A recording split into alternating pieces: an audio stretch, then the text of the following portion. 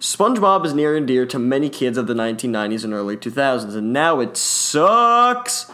So yeah, I watched this video recently on how the writers of SpongeBob are making the show even more dog shit than it already is now after the passing of Steven Hillenburg. So in order to honor him and his legacy, I've made a list with the biggest fan of SpongeBob I know. New Lightspeed brother, Alec. Hey guys, I'm Alec. I'm the newest member of Lightspeed Brothers. You'll be hearing me in new videos. I'd like to make my opening by saying whoever watches the old SpongeBob is a top hierarchy who really leaves a mark on my nipples. But whoever watches the new SpongeBob is a disgusting, nut-fondling bitch who I have no respect for. Obviously, Alec is a really sophisticated addition to the channel, and we hope to be seeing him more often. Now, before we get started today with our top 11, we have to give out some honorable mentions. So here's Alec to do that. The honorable mentions are Texas, Survival of the Idiots, Rock Bottom, Pretty Patties, Crabborg, No Weenies Allowed, and Squidville. Now, with all that out of the way, let's get cracking. Number 11, Pickles. Now, this video isn't going to be me diving into all the moral complexities of SpongeBob and the character arcs and shit, because that's not what SpongeBob is. SpongeBob is just an excellent comedy show with lovable characters, and Pickles is an excellent example of this. This episode has Bubble Bass, a heavy critic of SpongeBob, coming in and basically ruining all his mojo. Bubble Bass is one of the many examples of Hillenburg's ability to create memorable characters in a matter of minutes. Bubble Bass is 10 times more memorable than most of the main characters in current-day cartoons, and he's barely in the episode. But if we're being honest, SpongeBob steals the show here. Watching him lose his mojo is just great comedy, and few things are as satisfying as watching him grab that slimy bastard's tongue from his mouth, revealing the pickles in the climax of the episode. When it comes to the best moments here, Squidward's "We serve food here" line, SpongeBob's initial freakout, and the confrontation with spaghetti western music at the end really do it. And who can forget the 3 hoorays for Squidward at the end? This is just great SpongeBob from beginning to end here. Number 10, SpongeBob Meets the Strangler. This is an iconic SpongeBob episode that really shows the wacky humor that SpongeBob portrays. The episode shows SpongeBob's stupidity in the episode through funny scenes such as jumping on the Strangler with his spiky cleats and not being able to tell who the Strangler is when wearing a fake mustache. Quite profound from Alec, and now we move on to number 9.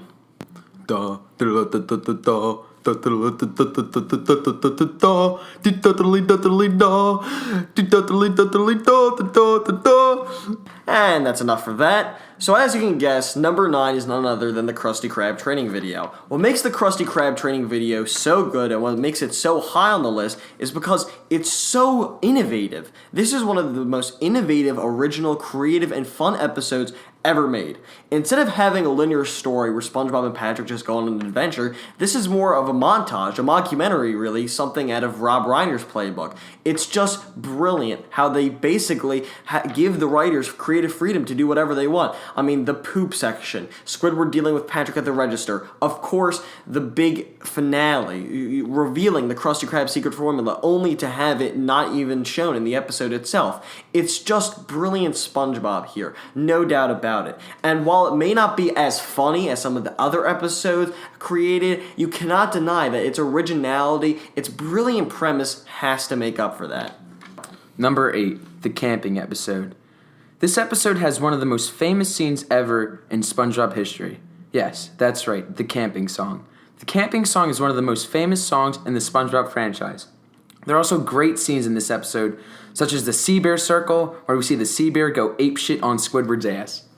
What a brilliant dissertation from Alec. And now we go on to number 7, pizza delivery. Now I know that everyone just shit their pants across the world because pizza delivery is only at number 7. And don't get us wrong, we love this episode. The first couple of minutes are practically perfect SpongeBob. Not only do we have the defining character traits from all of the characters, but we also just have brilliant, excellent comedy here, densely packed. The backing up sequence, despite not being the most popular part of the episode, might be our favorite, with not only having SpongeBob checking the car itself and having all those jokes, but also backing up into the middle of nowhere. It's all fantastic. And of course, the song is one of the most iconic parts of SpongeBob ever. What holds this episode back is either, well, other episodes just had more funny jokes and more jokes to begin with, or they just had more brilliant concepts that better represent the creativity of the show.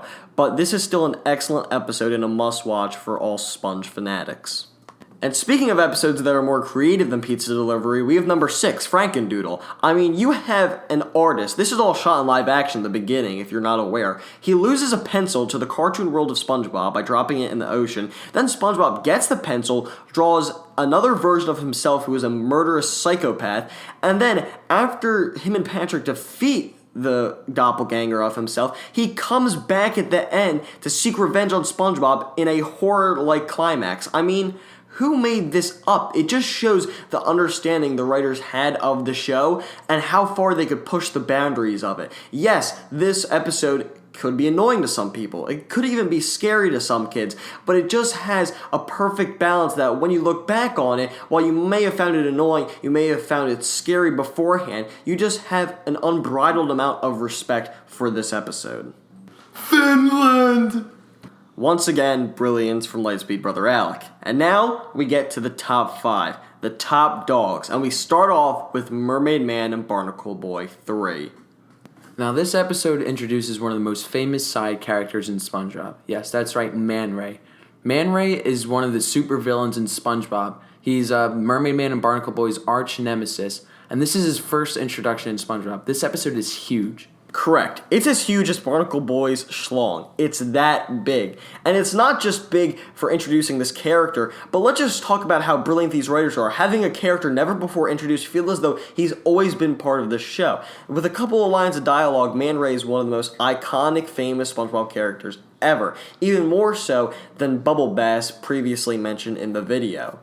The episode shows the concept of SpongeBob and Patrick trying to change Man Ray into someone good, maybe even another superhero. They do different tests on Man Ray, such as the tickling belt and Patrick losing his wallet and trying to find it to test Man Ray and see his patience. When Man Ray fails the test, he goes on Rampage and he turns fuck off. Yes, Alec, that is what we want on Lightspeed Brothers. True, authentic voices heard from you. I fucking hate you. In short, it's a pretty good episode. And now on to number 4, Graveyard Shift. Now, Graveyard Shift is an episode that has SpongeBob and Squidward working At night. Basically, what you got here is the best element of the show, SpongeBob and Squidward going at each other for the entirety of the episode, and it's just great. It's just brilliant SpongeBob. It may have the best writing of any episode throughout the entire series, even though it may not be the most funny, and it also, like Frankendoodle, brings in some horror elements here. At first, it's used to a comedic effect to scare SpongeBob about the hash-slinging slasher, even though we know he's not real, and then it turns scary for our characters when he may, in fact, may be real. But it's just Nosferatu flickering the lights, and one of the most iconic and perhaps best endings to any cartoon episode ever. It's classic genius SpongeBob, no other way around it. Alright, now on to our top 3. Number 3, we got Chocolate with Nuts. This episode is just great all around. It shows SpongeBob and Patrick wanting to become entrepreneurs because of a magazine that they saw from Squidward. It shows them going around trying to sell chocolate bars with or without nuts. They got their little fanny packs to go door to door, to become door to door salesmen. They get tricked, they get scammed, and they even scam some people themselves. Chocolate with Nuts obviously is famous for its running gag joke, and of course that's hilarious, but I feel as though it overshadows how excellent this episode is as a whole. This is pure SpongeBob glee from start to finish. As Alex said, there's the old lady section, there's a part where SpongeBob keeps on reaching in and finding new bags. It's all fantastic here, and all kind of overshadowed by that one part. This is also one of the few SpongeBob episodes that actually has a societal critique about gaining wealth and all the creepy, weird methods that people will use to gain such an enormous amount of wealth. It's an excellent episode that feels like it comes from the hearts of its creators, and it certainly deserves a spot in the top 3. Alright, on to number 2. Number 2 is Shanghai. Shanghai is the first major showing of the Flying Dutchman. This is his first main episode in SpongeBob, and this episode isn't really the best showcasing for the writers and, their storytelling. This is more about wacky, fun humor in this episode with the perfume aisle and Squidward going through the hole. It's just really funny. I couldn't agree more. No, this isn't the most brilliant premise in all of SpongeBob. Squidward, Patrick, SpongeBob, they're all just trapped on this ship. But the comedy is non-stop. It's joke after joke after joke. And while it may not have those single laugh-out-loud moments that gets me every time like number 1, it has my favorite collection of jokes and gags out of any episode in the whole series. I mean, the Lee part speaks for itself. It's simply hysterical, and the end once again shows off the creator's sort of odd humor where they have SpongeBob, Patrick, and Squidward all trapped in the grasp of the Flying Dutchman. This is just a brilliant episode. It's so fun to watch from beginning to end. It won't have you thinking about how great the episode just was because you'll be enjoying it so much. Alright, on to number 1, the big reveal. Band Geeks. Now, this episode is fucking amazing. I love it. This episode tickles my ballsack. It's so good. Whoa, hey, Alec. Alright, now focusing in on the episode itself, it focuses in on easily the best SpongeBob character, Squidward. Squidward is the butt of most of the jokes in the series, and while we'd all like to be SpongeBob, most of us are like Squidward. And to see him get his revenge, his redemption against a character like Squilliam, who's just so annoying at every single point in the series, is immensely satisfying. I mean, the end of this episode is so good, so satisfying, that it was better than the entirety of this year's Super Bowl halftime. This episode has some of the most iconic and memorable scenes in all of SpongeBob, just in one episode. It has Is Mayonnaise an Instrument? It has Big Meaty Claws. It has the end with the song. It's so good. This episode pulls all of the SpongeBob episodes together. Band Geeks is the most raw expression of the talent of the writers of SpongeBob. And now there are some great visual jokes, the two guys twirling their things and then crashing into the air, Plankton going back and forth blowing into the harmonica, but SpongeBob has always been about the writing, the interaction between its characters, and what a better way to show that, to showcase how good they are at that, than just having them in a room for most of the episode. This is not even close to the showiest episode out of the series, and yet it's the best because it focuses in on what makes SpongeBob so great and just hammers that in second after second, moment by moment, and makes, in our opinion, the greatest SpongeBob episode of all time.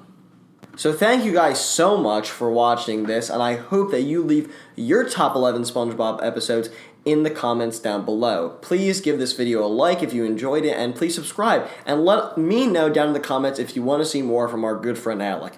Thank you guys so much for watching, and see you all next time. Bye, guys.